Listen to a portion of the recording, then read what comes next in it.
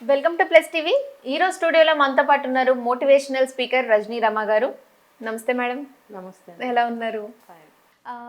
ఈ మనం రీసెంట్గా చూసుకుంటే ఈ బెంగళూరు టెక్కీ కేసులో అతుల్ సుభాష్ది మనం సూసైడ్ నోట్ రాసుకొని మరీ చనిపోయాడు తన వైఫ్ ఈ అదే ఈ కేసుల వల్ల. సో అమ్మాయిలకైతే ఇలాంటి మన చట్టాలన్నీ అమ్మాయిలకి అనుకూలంగా ఉంటాయి. ఎందుకంటే అమ్మాయిలు ఏమైనా బాధపడినా లేకపోతే బాధ పెట్టినా కూడా వీళ్ళకి రక్షణ కమిషన్స్ ఇవన్నీ ఉన్నాయి. మరి అబ్బాయిలు కూడా కొంతమంది, అంటే అందరూ కాదు, కొంతమంది అబ్బాయిలు బాధపడే వాళ్ళు ఉంటారు. అంటే తక్కువ. నేనైతే సపోర్ట్ చేస్తాను అమ్మాయిలకే కాబట్టి. అయినా కూడా అబ్బాయిలు కూడా కొంతమంది బాధపడే వాళ్ళు ఉంటారు. వీళ్ళ కోసం మరి రక్షణ కమిషన్స్ అనేది ఉండాలంటారా? ఎంతవరకు అవసరం అంటారు? అసలు ఈ కేసు గురించి మీరేం చెప్తారు? ఎప్పుడో 80లో ఆ టైంలో స్త్రీల మీద బాగా ఎక్కువైపోయినాయి ఈ బాధలన్నీ కూడా. ఎక్కువైపోయినప్పుడు ఈ 498A అనే సెక్షన్ ఒకటి పెట్టారు. ఆడవాళ్ళకి ఏదైనా అన్యాయం జరిగితే అది ఉపయోగించుకోమని చెప్పి. అయితే అప్పట్లో ఎవరు బయటకు వచ్చి కేసు పెట్టడం అనేది భయపడేవారు, పరువు ప్రతిష్టలకి సంబంధించిన విషయం. తర్వాత ఇంట్లో ఏ అమ్మాయికి ఎటువంటి అన్యాయం జరిగినా అది బయటకు చెప్పుకునేవారు కాదు. సో అది అంతగా ఎవరు యూజ్ చేసుకోలేదు. కానీ ఈ మధ్య కాలంలో అంటే అంటే పెట్టేస్తున్నారు అమ్మాయిల కేసులు. అమ్మాయిలేంటి, పెద్దవాళ్ళు కూడా స్త్రీలు పెడుతున్నారు, ఇప్పుడు అమ్మాయిలు కూడా పెడుతున్నారు. ఇప్పుడు ఈ అతుల్ సుభాష్ అనే అబ్బాయి ఘోరాతి ఘోరంగా లైఫ్లో ఓడిపోయాడు అని చెప్పుకోవాలి. అంటే ఆ మాట నేను అతని తరఫు నుంచి అనటానికి కూడా నేను హృదయపూర్వకంగా చాలా బాధపడుతున్నాను. ఎందుకంటే అబ్బాయిలే కాదు, ఆడవాళ్ళు కూడా హింస పెడుతున్నారు, నరకం చూపిస్తున్నారు అనే దానికి ఇది ఒక తార్కాణం. ఆయన భార్య 9 కేసులు ఆయన మీద వేసింది. డివోర్స్ అయిపోయిన తర్వాత నాకు భరణం ఎంత కావాలి, అతని యొక్క ఏమంటారు శాలరీ ఏంటి, అతని స్థితిగతులు ఏంటి ఆలోచించకుండా తనకి ఇష్టం వచ్చినంత నెంబర్ వేసుకొని నాకు ఇంత మెయింటెనెన్స్ కావాలి అని అన్నప్పుడు అతనికి ఇస్తున్నారు. ఆవిడకి ఇప్పించారు కోర్టు. ఒక 40,000 ఎంతో ఇచ్చినప్పుడు, కాదు నాకు ఇంకా కావాలి, ఇన్ని కోట్లు కావాలి, ఇన్ని లక్షలు కావాలి, వాళ్ళ మదర్ కూడా డిమాండ్ చేస్తుంది. ఆ మదర్ కూడా డిమాండ్ చేయటం వల్ల ఈయనకి ఇంకా మరీ భయంకరంగా అయిపోయింది ఈయన స్థితి. 9 కేసులు పెట్టడం. ఆయన ఉన్న ప్లేస్ నుంచి ఎక్కడైతే కేసు పెట్టిందో అక్కడికి రావటం కోసం ఆయన 120 సార్లు కేసు ఆయన పిలిచినప్పుడు, 40-50 సార్లు ఈయన వెళ్ళినప్పుడు ప్రతిసారి ఫ్లైట్కి వెళ్ళడము, ఆ ఖర్చులు పెట్టుకోవడము, తీరా వెళ్ళిన తర్వాత పర్టికులర్ లాయర్ రాలేదని చెప్పి దాన్ని మళ్ళీ పోస్ట్పోన్మెంట్ చేయటము, వాయిదా వేయటము. అంటే ఇంత ఖర్చు పెట్టుకుని అంత దూరం నుంచి ఈయన వాయిదాకి వచ్చినప్పుడు ఆ కారణంతో ఈరోజు లేదు అనడము, వాళ్ళు మళ్ళీ తిరిగి రావడము. అంటే అక్కడ ఎవరికి ఏ చిన్న సమస్య వచ్చినా కోర్టు పరంగా ఆ రోజు కోర్టు వర్క్ చేయదని అనడము. వచ్చిన వాళ్ళకి ఎంత ఇబ్బంది, అంత దూరం నుంచి రాకపోతేనేమో ఆయన క్రైమ్ చేశాడు అందుకే రాలేదని చెప్పి ఇంకా దానికి ఇంకా ఎక్స్ట్రా పెనాల్టీలు కానీ ఎక్స్ట్రా పనిష్మెంట్లు కానీ ఏవో చేస్తూ ఉంటారు కదా, జనరల్గా చెప్పుకుందాం. మరి నిజాయితీగా వచ్చినప్పుడు వెనక్కి పంపించడం, మళ్ళీ వాదోపవాదాలు జరుగుతున్నప్పుడు కోర్టులో జడ్జి నవ్వినందుకు హేళనకి గురయ్యారు ఈయన. అనేక రకాలైనటువంటి అవమానాలు, ఒత్తిళ్ళు, బాధలు ఈయన ఎదుర్కొన్నాడు అతుల్ సుభాష్ అని ఆయన. ఇటు చూస్తే భార్య తల్లి, ఆవిడ అన్నయ్య, తమ్ముడు, వీళ్ళందరూ కూడా ఈయన మానసికంగా చాలా చిత్రహింసలు పెడుతున్నారు. ఇంకొకటి ఏంటంటే నువ్వు చచ్చిపో అని చెప్పి కోపంతో ఇష్టం వచ్చినట్టు ఆవిడ మాట్లాడటం భార్య. అంటే కట్టుకున్న భార్య అంటే ఒక 2-3 years బాబు కూడా ఉన్నాడు వీళ్ళకి. ఆ బాబును కూడా చూడనివ్వకపోవడం. ఇలాంటి వాళ్ళు ఏంటంటే ఫ్యూచర్లో కూడా ఆ పిల్లలకి చెడు నేర్పి తండ్రి మీద ఎగనెస్ట్గా నేర్పించి తండ్రి మీద ఒక ద్వేషాన్ని నింపుతారనమాట. సో ఆ పిల్లల్ని ఎప్పటికీ దూరమే చేస్తారు. ఈయనకి అదొక బాధ ఉంది, నా కొడుకుని నన్ను చూడనివ్వటం లేదు, తర్వాత నా మీద 9 కేసులు పెట్టడము, వెళ్ళిన ప్రతిసారి నాకు ఏదో ఒక అవమానం జరగడము, ఈ మన భరణం కింద మెయింటెనెన్స్ ఇంత అడగడము, ఇచ్చింది సరిపోనట్టు ఇంకా అడగడము. అంటే అతని స్థితిగతులను బట్టి, అతని శాలరీని బట్టి గవర్నమెంట్ నిర్ణయిస్తుంది, కోర్టు నిర్ణయిస్తుంది ఎంత మెయింటెనెన్స్ ఇవ్వాలి అనేది. అది అట్లా కాకుండా ఇవిడ ఇంకా ఎక్కువ మొత్తంలో ఆశించటం అనేది చాలా అన్యాయం. అంటే ఇప్పుడు ఆమె ఆశించినా కూడా అతను ఇవ్వలేని స్థితి ఉన్నప్పుడు ఫోన్ కాల్స్ చేయటము, ఇలా వచ్చినప్పుడు విపరీతంగా అవమానించడము, నువ్వు చచ్చిపో, క్యో అభి తక్ జిందా హై తుమ్, మరేగా కబ్, క్యో నే మరేగా, ఈ రకంగా అతన్ని హెరాస్మెంట్ చేసింది మానసికంగా. చూడండి, ఒక 3-4 సంవత్సరాలు కాపురం చేశారు. అన్నీ కూడా భార్యాభర్తలుగా అన్ని కాపురం చేసి అన్నిటినీ షేర్ చేసుకుని వీళ్ళు గడిపినప్పుడు అటువంటి వ్యక్తిని ఈవిడ ఇలా ఎప్పుడు చనిపోతావు, నువ్వు ఎందుకు బ్రతికున్నావు, నువ్వు చనిపో అని అంటున్నప్పుడు హృదయం అనేది ముక్కలైపోతుంది. అది అమ్మాయికైనా అబ్బాయికైనా అటువంటి మాటలు అనేవి మాట్లాడుకోకూడదు. అంటే ఇప్పుడు ఈవిడ ఎందుకు అలా చేసింది అంటే ఆవిడ ఏం ఆశించి చేసింది అనేది మనకు తెలియదు, కానీ ఆవిడకి వేరే అక్రమ సంబంధాలు ఉండొచ్చు వేరే వాళ్ళతోటి. అది వదిలించుకోవాలంటే ఎన్ని అమానుషమైనటువంటి మాటలు ఇలాంటివి మాట్లాడాలి. దీనికి కూతురు తప్పు చేసింది అని ఏ తల్లి ఒప్పుకుంటుంది? కాబట్టి కూతురికి ఆ తల్లి సపోర్టు, ఆ అన్నగారు తమ్ముడు ఎవరు ఉన్నారు అతను సపోర్టు, వాళ్ళ సపోర్ట్ తోటి ఇప్పుడు చాలా మనం ఒక వీడియో చేసాం. చాలా శాతం వరకు అమ్మాయిల కాపురాలు పోవడానికి కారణం తల్లులే ఉంటున్నారు వెనకాల. అలాగే అబ్బాయిలకు కూడా తల్లులే, అబ్బాయిలకి కూడా తల్లులు. అది ఎవరైనా కావచ్చు. ఎక్కువగా అమ్మాయిల వైపు తల్లులు ఏం చేస్తారంటే అదే పనిగా నూరు పోసి అతన్ని నీ దారిలోకి తెచ్చేసుకోవాలి అంటారు కదా. కొంగును ముడేసుకో, కాలు కింద చెప్పు కింద తేలిలాగా తయారు చేసుకో, నోరు ఎత్తనీయకుండా చూసుకో అని నా ఉద్దేశం ఏంటంటే మేడం, అంటే చాలా మంది అంటున్నారు అబ్బాయి తల్లులని అమ్మాయి తల్లులు అని చెప్పి. అసలు వీళ్ళిద్దరికి ఒక అండర్స్టాండింగ్ ఉండి వీళ్ళిద్దరు ఒకరికొకరు షేర్ చేసుకోగలిగితే అసలు థర్డ్ పర్సన్ని, ఇతని మదర్ని కానీ ఈమె మదర్ని కానీ అసలు వాళ్ళకి చెప్పాల్సిన అవసరమే లేదని నేను కొంతవరకు కరెక్టే. అది ఇప్పుడు పేరెంట్స్తో ఎటువంటి ఇబ్బందులు లేనప్పుడు వాళ్ళని మామూలుగానే అన్నిట్లో ఇన్వాల్వ్ చేయొచ్చు, సలహా సంప్రదింపులు తీసుకోవచ్చు. బెటర్ అనుకుంటాను. అసలు చెప్పకపోవడం అనేది వాళ్ళని అగౌరవపరిచినట్టు అవుతుంది, వాళ్ళ లెక్కలేనితనంగా కూడా ఉంటుంది. అది కూడా కరెక్ట్ కాదు. అంటే పర్సనల్ ఇప్పుడు భార్యాభర్తలు ఏం మాట్లాడుకుంటారు అనేది మూడో మనిషికి చెప్పాలి. అంటే భార్యాభర్తలు పర్సనల్గా వాళ్ళ ఇద్దరికి సంబంధించిన విషయాలు అవసరం లేదు, కానీ ఏదైనా ఒకటి తలపెట్టాము, ఒకటి చేస్తున్నాము, పెద్దవాళ్ళని అడుగుదాము, వాళ్ళకి తెలియజేద్దాము, వాళ్ళు కూడా వాళ్ళకి సంతోషంగా ఉంటుంది కదా, మా పిల్లలు ఇలా చేసుకుంటున్నారు, మమ్మల్ని అడిగి చేశారని ఒక పెద్దరికంగా వాళ్ళు ఫీల్ అవుతారు, అదొక మర్యాదగా ఫీల్ అవుతారు. అంటే మీరు ఒక పెద్దరికం ఇవ్వకుండా, ఒక రెస్పెక్ట్ ఇవ్వకుండా, ఒక లెక్కలేనితనంగా వాళ్ళని పక్కన తోసేసి మీరే పెద్దలు మాకే అన్ని తెలుసు అని ప్రవర్తించకూడదు. ఎందుకంటే ఆ ఏజ్ నుంచి వచ్చిన వాళ్ళే కదా పేరెంట్స్. కానీ ఇక్కడ ఈ అబ్బాయి తల్లికి మెచ్యూరిటీ మైండ్ లేకపోయినా, ఈ అమ్మాయి తల్లికి మెచ్యూరిటీ మైండ్ లేకపోయినా వీళ్ళు ఏంటంటే గొడవలు పెట్టడానికి, అంటే అటువంటి సందర్భాల్లో దూరంగా ఉండడమే మంచిది. అంటే ఇద్దరికి గొడవలు అవుతాయి, లేనిపోని వాళ్ళిద్దరికి అండర్స్టాండింగ్ ఉన్నా వీళ్ళు ఏదైనా సరే రాంగ్ గైడెన్స్ ఇవ్వడం వల్ల వీళ్ళిద్దరికి గొడవలు అవుతూ ఉంటాయి. అందుకనే నేనేం చెప్తున్నాను, కొన్ని సందర్భాల్లో అని అంటున్నాను. ఇప్పుడు పిల్లలు ఉన్నారు, వాళ్ళు డబ్బులు సంపాదిస్తారు, సంపాదించిన డబ్బుని ఎట్లా ఇన్వెస్ట్మెంట్ చేయాలి, ఎందులో పెట్టాలి అనేది వాళ్ళకి తెలియకపోవచ్చు. ఒక శుభకార్యాలు చేస్తున్నారు, దాన్ని ఎలాగా చేయాలనేది తెలియకపోవచ్చు. వాళ్ళని చూసి వీళ్ళని చూసి ఏదో చేసేయడం కాదు. ప్రతిదానికి మనకి ఆచార సంప్రదాయాలు అనేవి పూర్వకాలం నుంచి ఉన్నాయి, ఏ చిన్న క్రతువు చేయాలన్నా కూడా. ఇప్పుడు అలా కాకుండా ఏదో భోజనాలు పెట్టేసి నలుగురిని పిలిచేసి మనం మేకప్లు వేసేసుకుని భోజనాలు పెట్టేసి పంపించేయడం అనేది అది ఒక కార్యక్రమం చేయడం అంటారా? ఏం పేరు పెడతారు దానికి? ఇప్పుడు మీరు ఒక బర్త్డే చేస్తున్నారు, లేకపోతే ఒక మెచ్యూర్ ఫంక్షన్ చేస్తున్నారు పాపకి, లేకపోతే ఒక సీమంతం చేస్తున్నారు, అది ఎలా చేయాలి? ఏదో బట్టలు కట్టేసేసి మేకప్లు చేసేసుకుని కూర్చోబెట్టేసి ఒక 10 రకాలు ముందు పెట్టేసి సీమంతం ఫంక్షన్కి వచ్చిన వాళ్ళతో హారతిప్పే చేయడం అది శ్రీమంతమా? కానే కాదు. ఆ వచ్చిన వాళ్ళ చేతులకి గాజులు ఉండవు, ముఖాన బొట్లు ఉండవు, మరి చీరలు కట్టుకోరు, మరి మెళ్ళ మంగళసూత్రాలు ఉండవు, కాళ్ళకి మట్టెలు ఉండవు. అంటే ఎప్పుడూ కూడా ముత్తైదువులతో చేయిస్తారు కదా. ఇప్పుడు ఇలాంటి వాళ్ళే వచ్చి అన్ని చేసి వెళ్తున్నారు, ఫ్రెండ్స్ అని పేరు పెడతారు. అంటే నీకు ఫ్రెండ్స్ ఉంటే చాలు, ఎవరు వద్దు. అంటే అబ్బాయికి తల్లిదండ్రులు వద్దు, అమ్మాయికి తల్లిదండ్రులు వద్దు. ఒకవేళ అమ్మాయి తల్లిదండ్రులు కావాలి కానీ అబ్బాయి తల్లిదండ్రులు వద్దు. ఎందుకు తీసుకొస్తున్నారు ఈ తేడాని? నేను చాలా చోట్ల చూస్తున్నా ఇది. అంటే మీరు అన్నట్టు అబ్బాయి తల్లిదండ్రుల వాళ్ళు ఊరికే ఏదన్నా అంటూ ఉంటే కనుక అమ్మాయి వాళ్ళు అవాయిడ్ చేస్తూ ఉంటారు. అనకపోయినా కూడా అవాయిడ్ చేసే సాంప్రదాయాన్ని కొనసాగిస్తున్నారని నేను అంటాను. ఎక్కడో కొంతమంది ఉన్నారని చెప్పి మంచి వాళ్ళని కూడా ఆ ఘాటనే కట్టేసేసి అందరికి ఒకటే ట్రీట్మెంట్ ఇచ్చేసి ఈ అత్తలు ఆ మామలు చెడ్డవాళ్ళు, అమ్మాయి తల్లిదండ్రులే దేవతలు అనేది ఒక ముద్ర వేసేస్తే అది కరెక్టా? కాదు కదా. నువ్వు ఒక బర్త్డే చేసినా, ఒక మెచ్యూర్ ఫంక్షన్ చేసినా, సీమంతం చేసినా దానికి ఒక సాంప్రదాయం ఉంటుంది, దానికి ఒక ఇంటి ఆచారం అనేది ఉంటుంది. మీ ఇంట్లో ఒకలాగా చేస్తారు, మా ఇంట్లో ఒకలా చేస్తారు. ఫలానా క్యాస్ట్లో ఒకలా చేస్తారు, ఫలానా క్యాస్ట్లో ఒకలా చేస్తారు. ఫలానా స్టేట్లో ఒకలాగా, ఫలానా స్టేట్లో. కానీ చేయటం అందరూ చేస్తారు. వాళ్ళ వాళ్ళ రీతి రివాజులను బట్టి, ఆచారాలను బట్టి చేసుకోవటం అనేది సాంప్రదాయం. లేకపోతే ఎందుకు చేసుకుంటున్నాం మనం అది?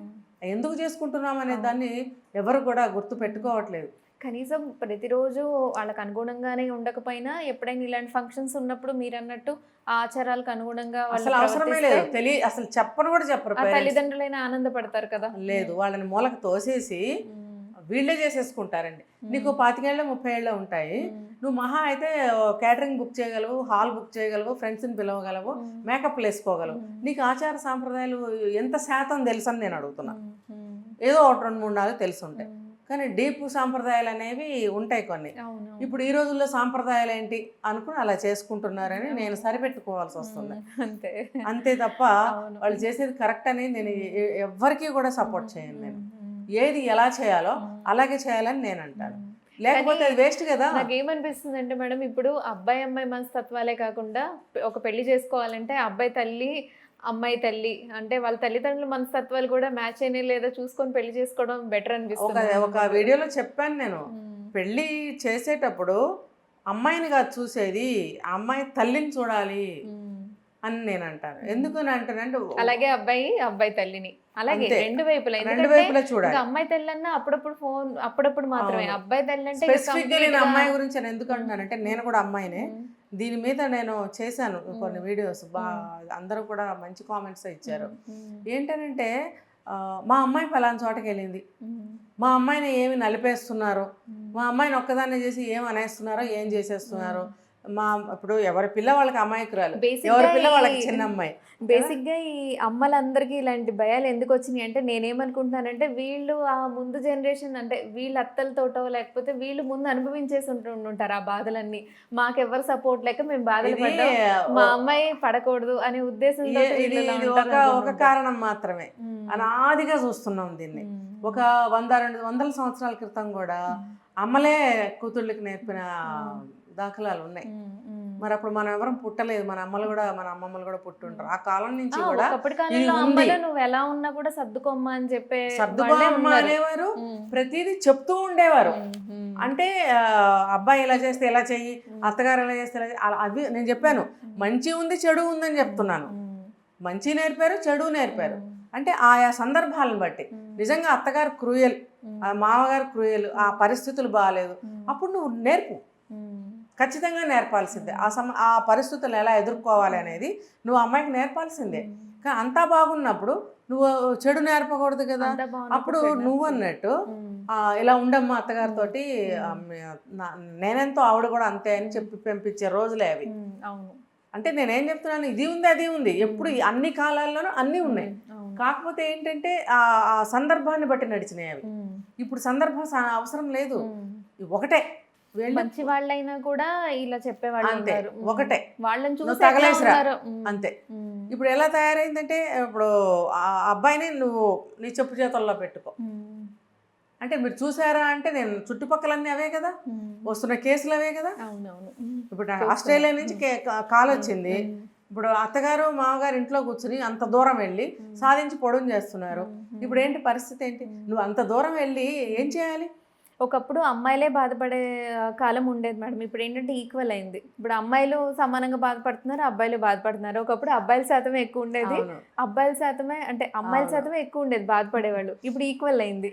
కానీ ఇందులో క్లాస్ ఏంటంటే, ఒక అమ్మాయిని పెళ్లి చేసి ఒక ఇంటికి పంపిస్తామమ్మా. నేను కూడా అలా వచ్చిందని, నువ్వు కూడా అలా వెళ్ళింది దానివే. వెళ్ళినప్పుడు అబ్బాయి మీ ఇంటికి వస్తున్నాడా, ఆ అమ్మాయి మన ఇంటికి వస్తుందా చెప్పండి? అమ్మాయి మా అబ్బాయిని చేసుకుని మా ఇంటికి తీసుకొచ్చాము, మా ఇంటి కోడలు అని, మా ఇంటి మా అల్లుడిని చేసుకున్నాము, మాకు మా ఇంటి పేరు వచ్చేసింది అనేది ఎక్కడ లేదు కదా.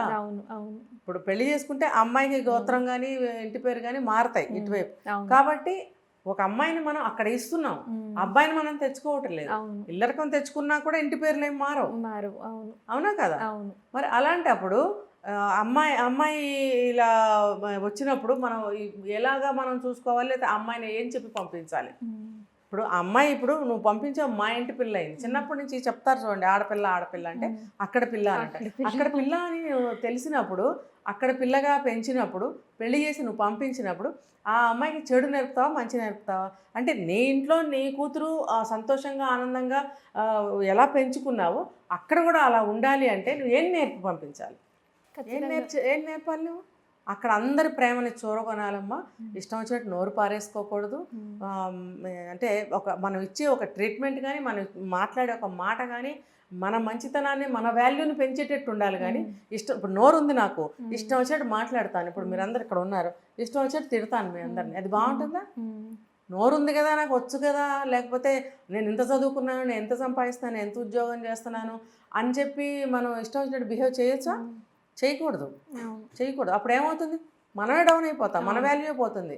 అంటే ఉల్టాగా మనం కూడా చెడ్డ అయిపోతున్నాం.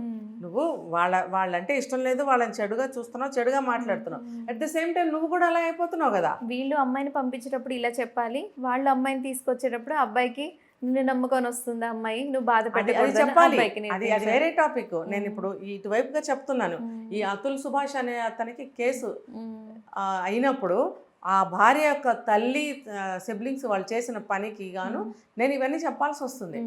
ఏంటంటే విపరీతంగా నెగటివ్ నేర్పించేసి ఇలాగ కనుక వాళ్ళు ట్రైన్ చేసినట్టయితే జీవితాలు ఇలా ఉంటాయి. ఇప్పుడు ఆ అబ్బాయి అతుల్ సుభాష్ అనే అతను ఇన్నోసెంట్, పరువు గల కుటుంబంలో వ్యక్తి, పరువుకి ప్రాధాన్యత ఇచ్చే కుటుంబం తెలుస్తూనే ఉంది వాళ్ళని చూస్తుంటే. మరి అలా అటువంటి అబ్బాయి జీర్ణించుకోగలడా, ఎదుర్కోగలడా చెప్పండి? కాబట్టే కదా 24 పేజీల సూసైడ్ నోట్ రాశాడు, వీడియో 18 నిమిషాలు వీడియో పెట్టాడు. మరి ఇంత సాక్ష్యం ఇచ్చి ఇదంతా అబద్ధం అని తెలిస్తే నా అస్థికల్ని పారేయండి ఎక్కడో చోట, కోర్టు ఆవరణలో పక్కన పారేయండి కాలువలో. ఇది నిజమని తెలిస్తే మీరు తేల్చండి కేసుని అని చెప్పి చనిపోయాడు అతను ఎంత బాధపడితేనో మానసికంగా అతను ఇలా రాయడు, ఇలా చెప్పడు. అతను భార్యను కూడా చాలా బాగా చూసుకున్న వ్యక్తిలాగానే అనిపిస్తుంది మనకి. ఎందుకంటే అతని మాటలో నిజాయితీ, అతను పడ్డ అవస్థ తెలియజేస్తున్నాయి మనకి అవన్నీ కూడా. అంటే నువ్వు కూతురికి మంచి దారి, మంచి మాటలు చెప్పకపోవటం వల్లే కదా ఇంకొక వ్యక్తి జీవితం అలా అయిపోయింది. ఇప్పుడు నువ్వు ఎదురుపడిన ప్రతిసారి నువ్వు ఎప్పుడు చచ్చిపోతావు, నువ్వు చచ్చిపో అని అంటుంటే మరి వాళ్ళు చూస్తూ ఊరుకున్నారు. కానీ అతను ఓడిపోవడం అయిపోయింది కదా మేడం. అంటే సూసైడ్ చేసుకోకుండా అతను వాటన్నిటిని ఫైట్ చేయాల్సింది. ఎంతవరకు చేయగలుగుతాడు? చేశాడేమో, చాలా రోజులు చూశాడట. మరి ఇన్నిసార్లు వాయిదాలకి కోర్టుల చుట్టూ తిరిగిన అతను వెయిట్ చేసినట్టే కదా. అంటే మానసికంగా చిత్రవద చేశాడు సొల్యూషన్ అని నా ఉద్దేశం. అంటే నిజమే, కానీ అతను ఒక స్థితిలో, అంటే ఆ స్థితి అవమానాలు భరించలేక, మెంటల్ కండిషన్ సరిగ్గా ఉండకపోవచ్చు. అదేం కాదు. అతను చాలా ఇంటెలిజెంట్, మంచి సాఫ్ట్వేర్ జాబ్ చేస్తున్నాడు, తల్లిదండ్రులు ఉన్నారు, యంగ్ 34-35 ఇయర్స్ ఏజ్ అట. ఏంటంటే అతనికి ఇంటా బయట కూడా అవమానాలు, భార్య తల్లి నుంచి వాళ్ళ నుంచి అవమానాలు, తర్వాత హెరాస్మెంట్, కోర్టులో కూడా అతనికి కొన్ని అవమానాలు ఎదురయ్యాయి. తర్వాత ఇది ఇంకా అలా సాగదీస్తున్నారు. ఆవిడ ఇంకా కేసులు పెడుతూ ఉంది, ఇంకా డిమాండ్లు చేస్తూనే ఉంది. ఇతను మానసికంగా సింగిల్ ఫైట్ అనేది చేయలేకపోయాడు. తర్వాత ఈ అన్యాయానికి ఆయన తల వంచలేక ఇంకా నేను బ్రతికుంటే ఈ ఆగడాలు ఇంకా సాగుతూ ఉంటాయి అన్న ఉద్దేశంతో అతను ఆ పని చేసుంటాడు. అందుకే నేనేం చెప్తున్నానంటే ఇది 2 విధాల మనకి మోరల్. మీరు అన్నట్టు ఒక అబ్బాయి గట్టిగా స్టాండ్ అయి ఉండాలి. అంటే అతను ఉన్న డబ్బు, సమయము, అతని శక్తి మొత్తం ఉపయోగిస్తున్నాడు ఈ కేసుకి తిరగటానికి. అండ్ అంటే తను యంగ్ కాబట్టి 34-35 కాబట్టి అతను కొన్ని ఇయర్స్ ఫైట్ చేయాల్సింది. అంటే ఆ కేసులో ఇప్పుడు అంటే చనిపోవడం, హెరాస్మెంట్ ఎక్కువైంది కదా, కేసు మీద కేసు పెడుతూ పోతుంది ఆమె. తర్వాత కనిపించినప్పుడల్లా కానీ ఫోన్ చేసుకొని నువ్వు ఎందుకు చనిపోవు అంటే ఏంటి, ఎందుకు చనిపోవు అంటావు అర్థమైంది, నాకు అర్థం కాలేదు. డివోర్స్ అయిపోయింది, మరి చనిపోని ఎందుకు అంటున్నట్టు అంటే హెరాస్మెంట్. చనిపోతే కొడుకు బాబు ఉన్నాడు కదా, ఆస్తి అంతా లాక్కోవచ్చని ప్లాన్ అయ్యి ఉండొచ్చు. నేను అదే చెప్తున్నా, పిల్లలు తప్పు చేస్తే పేరెంట్స్ మంచి దారిలోకి తీసుకురావాలి. అలా చేయకుండా తల్లి సపోర్ట్ చేస్తుంది ఇక్కడ, దానికి తోడు సిబ్లింగ్స్. ఆ అమ్మాయి అందుకనే అంత విపరీతంగా రెచ్చిపోయి ఆ తల్లి కూతుళ్ళు ఇద్దరు కలిసి హెరాస్మెంట్ చేశారు ఈ అబ్బాయి. అందువల్ల ఇలా జరిగింది. చట్టాన్ని మిస్యూజ్ చేసినట్టే కదా ఇప్పుడు అమ్మాయి. ఇప్పుడు చాలా మంది అడుగుతున్నారు మగవాళ్ళకు కూడా సమాన చట్టాలు రావాలి రావాలి రావాలి రావాలి. ఇప్పుడు ఇదే చట్టం మగవాళ్ళకు కూడా వర్తించేటట్టుగా మార్పులు కూడా చేయొచ్చు. కానీ ఇప్పుడు హెరాస్మెంట్ అనేది ఒక అబ్బాయి అమ్మాయినైనా చేయొచ్చు, అమ్మాయి అబ్బాయినైనా హెరాస్మెంట్ పెట్టొచ్చు. కాబట్టి అమ్మాయిలు హెరాస్మెంట్ పెడితే ఏంటంటే అబ్బాయిలు తొందరపడి ఎవరు వెళ్ళి కేసు వేయడాలు, అమ్మాయిలు వేసినంత అంటే అమ్మాయిలు కూడా ఒకప్పుడు వెళ్ళేవాళ్ళు కాదు, ఇప్పుడు అమ్మాయిలు వెళ్తున్నారు కాబట్టి అమ్మాయిలు వెళ్ళినంత అబ్బాయిలు అంటే ఇప్పుడు అమ్మాయిల్ని ఏంటి బాధపడే వాళ్ళుగా చట్టం కూడా అంటే సమాజం కూడా ట్రీట్ చేస్తుంది. అందుకని అమ్మాయిల కోసం ఇవన్నీ చట్టాలు పెట్టారు. అంటే ఒక అబ్బాయిలని ఎవరైనా అమ్మాయిలు బాధ పెట్టినా నువ్వు వచ్చి కేసు పెట్టావేంట్రా అనే విధంగా అందరూ సమాజం ట్రీట్ చేస్తుందని అబ్బాయిలు తొందరగా కదలరు. మరి ఈ విషయంలో ఇప్పుడు మీరు అంటున్నట్టు ఇతను ఇంతుండి కూడా వీక్ అయ్యాడు అంటే ఆమె హెరాస్మెంట్కి ఇతను వీక్ అయ్యాడు అంటే ఇలాంటి వాళ్ళు ఉంటున్నారని కదా అర్థం. అంటే అబ్బాయిలకు కూడా మీరు కావాలని అంటారు ఇలాంటివి. ఒకవేళ ఉంటే మాత్రం ఎంతవరకు ఎంత పర్సెంటేజ్ వెళ్ళి కేసు వేస్తారంటారు అబ్బాయిలు? వేసేవాళ్ళు వేస్తారు. ఎందుకంటే ఇప్పుడు ఇతనికి అది అవకాశం లేకపోబట్టే కదా ఇతను సూసైడ్ చేసుకున్నాడు. అంటే కారణం చిన్న చిన్న కారణాలకు కూడా వెళ్ళి సిల్లీగా కేసు వేయడం కాదు, అలా వేసిన వాళ్ళు కూడా ఉన్నారు. ఇప్పుడు మొన్న ఎక్కడంటే విశాఖపట్నంలోనో ఎక్కడో నేను ఒక కేసు విన్నాను. కానీ అబ్బాయిలకు కూడా అలాంటి కేసు వేస్తే ఇలాంటి చట్టం కనుక ఉంటే అంటే మీరు అన్నట్టు సిల్లి కారణాలకు వెళ్ళి వేస్తారు అనుకుంటా. వైఫ్ ఇది అడుగుతుంది, వైఫ్ అది అడుగుతుంది, వేస్తారు, నేను టార్చర్ పెడుతుంది అని. ఇట్లాంటి జెన్యూన్ కేసులకి దానికి కూడా క్లాజులు పెడతారు. చట్టాలు చేస్తే మాటకు దానికి కూడా ఎన్నో అమెండ్మెంట్స్ ఉంటాయి, క్లాజులు ఉంటాయి వాటికి కూడా. ఎలా అంటే అలా చేసేరు సిల్లి విషయాలు. దానికి కూడా సాక్ష్యాలు ఉండాలి, దానికి ఒక పద్ధతి ఉండాలి, దానికి రూల్స్ ఏవో పెడతారు వాళ్ళు. అటువంటి చట్టాలు వస్తే మాత్రం చాలా ఉంటాయి. ఇప్పుడు మన ఏమంటారు ఎక్స్ట్రా మ్యారిటల్ అఫైర్స్, అక్రమ సంబంధాలు పెట్టుకోవచ్చు అన్నదానికి ఎంత తీర్పులో ఎన్ని పేజీలు తీర్పు ఇచ్చింది కోర్టు, అదంతా పక్కన పెట్టి తీసుకెళ్లి అక్రమ సంబంధాలు చేసేస్తున్నారు అందరూ. ఇప్పుడు భర్త ఉన్నా భార్య ఉన్నా ఇద్దరు కలిసి వేరే ఇద్దరితో వెళ్ళిపోతున్నారు. ఏంటంటే లీగలైజ్ అయింది. లీగలైజ్ ఎందుకు చేశారు అనేది ఆలోచించారా? లేదు, లీగల్ చేశారు అంతే అని చెప్పి వీళ్ళు ఇష్టం వచ్చినట్టు వెళ్తుంటే కోర్టు కూడా మరి కళ్ళు మూసుకుని కూర్చుంది. మరి పెళ్ళైన వాళ్ళకి లీగల్ కాదు, ఎవరైనా పెళ్ళైన వాళ్ళకు కూడా లీగలైజ్ చేసింది. ఇప్పుడు భార్య భర్త ఉన్నారు, భర్తతో గొడవ వచ్చింది, లేకపోతే భార్యతో గొడవ వచ్చింది, లేకపోతే భార్య కోఆపరేట్ చేయట్లేదు, భర్త కోఆపరేట్ చేయట్లేదు, లేదా ఒకళ్ళ మీద ఒకరికి ఇష్టం తప్పింది. ఇలాంటప్పుడు ఆవిడ ఎవరితో వెళ్ళచ్చు, ఈయన ఎవరితో వెళ్ళచ్చు. మళ్ళీ దానికి కూడా ఒకటి ఏం పెట్టారు, ఒకవేళ భార్య వేరే వాళ్ళతో అక్రమ సంబంధం పెట్టుకుంటే ఈ భర్త వెళ్ళి ఏ వ్యక్తితో అయితే అక్రమ సంబంధం పెట్టుకుందో భార్య అతని దగ్గరికి వెళ్ళి అడగచ్చు, అతని మీద కేసు వేయచ్చు అని కూడా ఉంది కదా. కానీ అది ఎవరు చేయట్లేదు. ఎందుకంటే నా ఇష్టం, ఇప్పుడు ప్రతిదీ నా ఇష్టం అయిపోయింది. నా ఇష్టంగా నేను వెళ్ళినప్పుడు నువ్వు అతన్ని ఎందుకు అటాక్ చేస్తావు, అతన్ని ఎందుకు నువ్వు గొడవ పడతావు, ఎందుకనంటే లీగల్ చేశారు. లీగల్ ఎందుకు చేశారు 100 పేజీల తీర్పు చదివితే తెలుస్తుంది ఎవరికైనా ఎటువంటి కండిషన్స్లో లీగలైజ్ చేశారు. అలాగే ఇప్పుడు 498 ఉంది, దీన్ని కూడా ఎటువంటి కండిషన్స్లో కేసు పెట్టచ్చు. అలాగే ఇప్పుడు మగవాళ్ళకి కేసు మన చట్టం చేస్తే కనుక, ఇప్పుడు మన కమిషన్స్ అడిగాం పెడితే కనుక అందులో కూడా ఎన్నో క్లాసులు పెడతారు. ఎలా పడితే అలా కేసు పెట్టేస్తారండి, వచ్చేయండి. ఇంకా ఏముంది, కోర్టులో ప్లేస్ ఉండటం కాదు, అసలు ఆ చుట్టుపక్కల ఏరియాలన్నీ ఫిలప్ అయిపోతాయి ఇలాంటి కేసులతో. కాబట్టి అంత తేలిగ్గా చెయ్యరు. కానీ ఎటువంటి సందర్భాల్లో ఎటువంటి కండిషన్స్లో మీరు కేసు పెట్టవచ్చు అనేటువంటి క్లాజులతోటి సెక్షన్స్ చట్టాలు అనేవి వస్తే ఇలాంటి వాళ్ళు బాధితులు అనేవాళ్ళు అటువంటి బాధల్లో పడకుండా సేవ్ అవుతారు. అసలు ఈ పెళ్ళిళ్ళు అనేది నెక్స్ట్ జనరేషన్లో ఎంతవరకు నిలుస్తాయి అనేది నమ్మకం లేని పరిస్థితి. పెళ్ళిళ్ళు అనేవి ఇక చెప్పలేం. ఎవరికి పెళ్లి మీద నమ్మకం పోతుంది, పెళ్లి మీద భయం వేస్తుంది, పెళ్లి మీద గౌరవం పోతుంది, పెళ్లి అంటే ఇష్టపడట్లేదు, రకరకాలుగా ఉంది. కాబట్టి ఇంకా దాని గురించి అంటే ఒకప్పుడు పెళ్ళి అంటే ఒక పార్ట్నర్ లైఫ్ మొత్తం షేర్ చేసుకోవడానికి అనే ఉద్దేశం ఉండేది, తోడు నీడ అన్నట్టు ఉండేది. ఇప్పుడు మనం చేసుకోవడం వల్లనే ఇంకా ఎక్కువ ప్రాబ్లమ్స్ లో పడతాము అనే ఉద్దేశంలో ఉన్నారు యూత్ ఇప్పుడు.